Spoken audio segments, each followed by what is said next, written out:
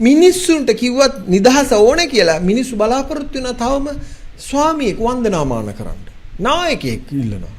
දැන් මේ තමයි ගෝලීය උතුරෙන් අපි වෙනස් වෙනවා. අපි සෑහෙන කාලයක් මෙච්චල් කරලා හීලෑ කරලා මිනිස්සුන්ගේ කොඳු කඩලා ඒක විශ්වවිද්‍යාලවලත් එහෙමයි.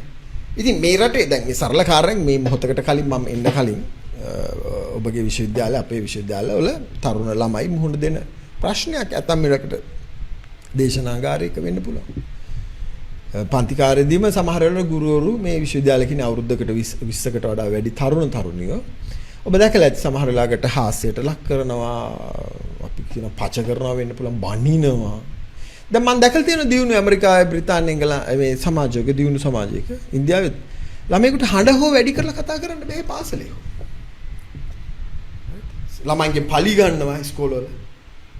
ගමේ පලි ගන්නවා. ග්‍රාම නිලධාරීන්.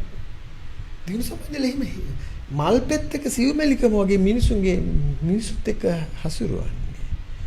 හැබැයි මේ රට හොඳ නැහැ කියලා යන වෛද්‍යවරු මහාචාර්යවරු දියුණු රට වලට ගියාම මේක ඔබතෝ කොටියක් මගේ මේ දවස්වල පරිශ්‍රණ වල මේ අතිශය සංකීර්ණ කාරණාවක් මේ මම කතා කරා.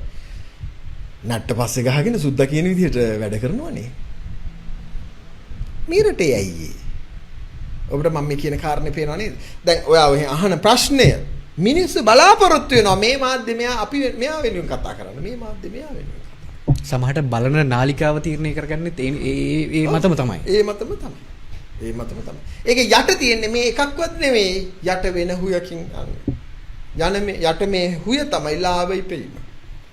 සහ තමන්ගේ කර්මාන්ත ආරක්ෂා කරගෙන.